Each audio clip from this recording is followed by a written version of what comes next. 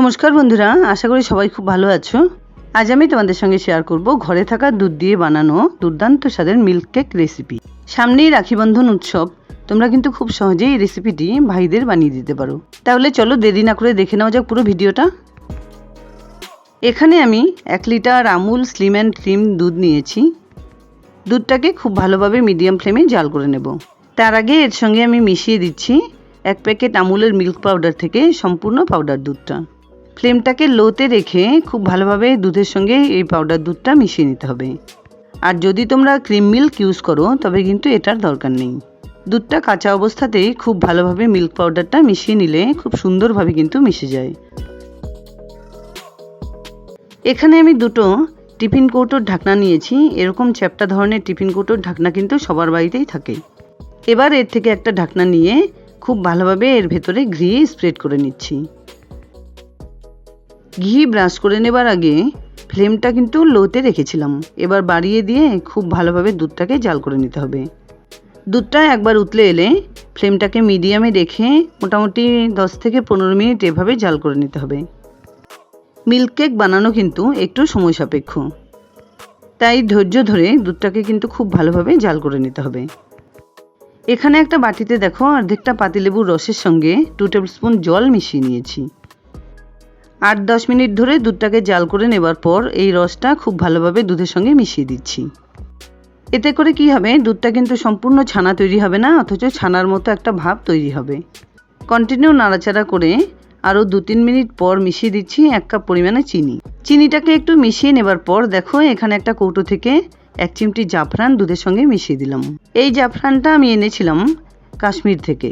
তোমরা যদি এটা পেতে চাও তাহলে বাজারে কোনো দামি গ্রোসারি শপে পেয়ে যাবে বা কাবলিওয়ালাদের থেকে পেয়ে যাবে। কিছুক্ষণ জাল করে নেবার পর এখানে আমি 4-5টা এলাচ গুঁড়ো করে নিয়েছিলাম, সেটা মিশিয়ে দিলাম। ফ্লেমটাকে মিডিয়ামে রেখে মোটামুটি 15-20 মিনিট ধরে জাল করে নেবার পর দুধের কালারটা ঠিক এরকম হয়েছে।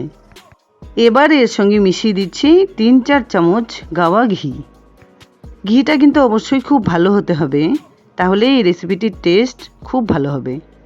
ফ্লেমটাকে মিডিয়ামে রেখে কন্টিনিউ দুধটাকে এভাবে নাড়াচাড়া দিয়ে জাল করে নিতে হবে।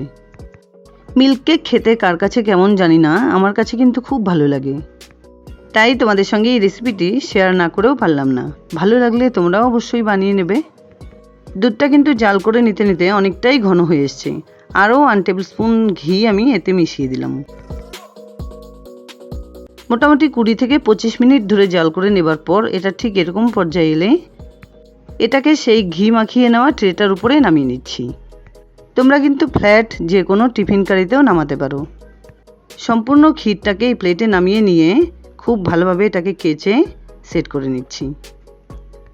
এখন কিন্তু এটা প্রচণ্ড গরম আছে, হাত দিয়ে এভাবে একটু ট্যাপ করে সেট করে নেবার পর ঢেকে মোটামুটি আধ ঘন্টা এভাবে রেখে দিচ্ছি। পুরোপুরি ঠান্ডা হয়ে গেলে এটাকে আমি ডিপ ফ্রিজে 2 ঘন্টার জন্য রেখে দিচ্ছি। 2 থেকে 2.5 ঘন্টা পর এটাকে সুন্দরভাবে কেটে নিচ্ছি। সেজন্য পাশে একটা বাটিতে জল রেখে একটা চপার বারবার জলে ডিপ করে নিয়ে খুব সুন্দরভাবে 8 টুকরো করে কেটে নিলাম। আমি কিন্তু ছড়ানো একটা প্লেটে এটা বানিয়ে নিয়েছি। তোমরা চাইলে উঁচু কোনো টিফিন বক্সে সেট করে নিয়ে তারপরেও স্লাইস করে কেটে নিতে পারো। যেভাবে তোমাদের পছন্দ মিল্ক কেক কিন্তু সেভাবেই তোমরা বানিয়ে নিতে পারো। বাচ্চা থেকে বুড়ো সবার কিন্তু এই রেসিপিটি খুব পছন্দ হবে। খুব সুন্দরভাবে 8 টুকরো করে কেটে নেবার পর এটাকে আমি একটা প্লেটে সার্ভ করে নিয়ে উপরে একটু ড্রাই ফ্রুটস সাজিয়ে দিচ্ছি। যাই হোক, দুর্দান্ত স্বাদের মিল্ক কেক রেসিপি আমার রেডি অ্যান্ড সার্ভড। আশা করছি বন্ধুরা আমার এই রেসিপিটি তোমাদের খুব পছন্দ হয়েছে। যদি এতটুকুও ভালো লেগে থাকে তাহলে প্লিজ ভিডিওটাকে একটা লাইক করো, শেয়ার করো ফ্যামিলি ফ্রেন্ডসদের সঙ্গে।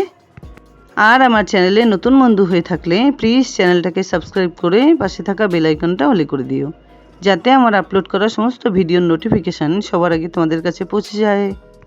দেখা হচ্ছে নতুন কোনো রেসিপি নিয়ে। ভালো থেকো, ধন্যবাদ। রেসিপিটি দেখার পর যদি কেউ বানিয়ে থাকো তাহলে বানিয়ে খাওয়ার পর কেমন লাগলো প্লিজ কমেন্টসে জানাতে ভুলো না।